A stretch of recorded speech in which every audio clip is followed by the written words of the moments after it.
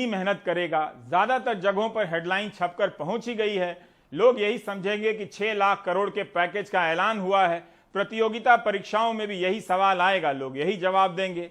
5 lakh visa का शुल्क माफ करने की खबर आपने देखी होगी। सरकार पर कुल 100 करोड़ का भार पड़ेगा, बस इतना ही। हमारे सहयोगी नसीम ने आगरा से बताया है कि आगरा में कहीं भी जाइए, होटल से लेकर शोरूम तक बंद मिलेंगे। बिजनेस ठप सा है। इसी शहर में 2019 में 80 लाख पर्यटक आए थे, जिनमें से 7 से 8 लाख विदेशी थे। सीजन में कभी कभी 70,000 लोग एक दिन में आ जाते हैं। इस कारण आगरा में छोटे बड़े 800 होटल आबाद हैं और इस शहर की आबादी का बड़ा हिस्सा इसी पर्यटन पर जिंदा है। लेकिन पिछले साल की तालाबंदी के बाद से आगरा में पर्यटन उद्योग थम सा गया है। यहाँ काम करने वाले गाइड कहते हैं कि साल भर से कोई काम नहीं मिला। पहले औसतन 50,000 रुपया महीना कमा लेते थे, लेकिन पुरानी बचत तोड़कर और कर्जा लेकर अब घर चला रहे हैं। होटल से लेकर शोरूम में काम करने वाले लाखों लोगों की क्या हालत हुई होगी, कोई नहीं जानता है। अमेरिका नहीं है कि बेरोजगार हुए लोगों के खाते में 2-2 लाख रुपए आ गए। यहाँ तो इन लोगों का सब बिक गया होगा या कर्ज में डूब गए होंगे। गाइड इस शहर की पहचान है।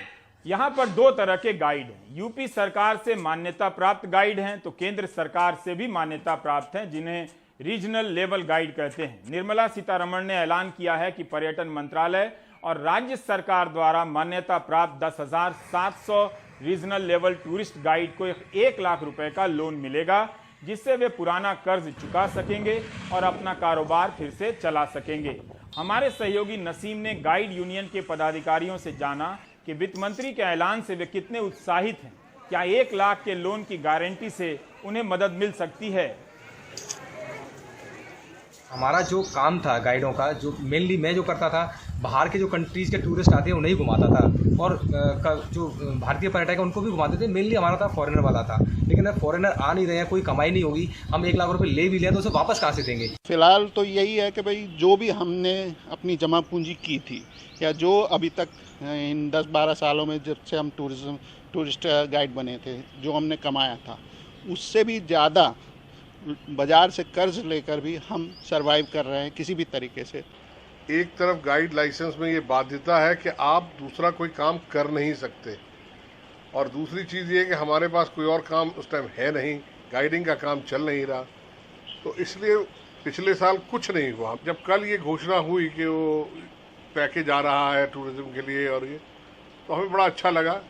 लेकिन जब बाद में समझ में आया कि वो बेसिकली अनुदान ना हो के वो हमारे लिए एक लोन है, तो वो तो ऐसा लगा कि कान इधर से न पकड़ के इधर से आपने पकड़ लिया। गाइड एसोसिएशन के पदाधिकारियों का कहना है कि पहले से ही कर्ज में डूब गए हैं। कर्ज लेकर क्या करेंगे? सरकार अनुदान देती, 1 लाख रुपए की मदद करती तो बेहतर होता। CMIE centre for monitoring Indian economy के आंकड़े बताते हैं कि होटल और रेस्टोरेंट सेक्टर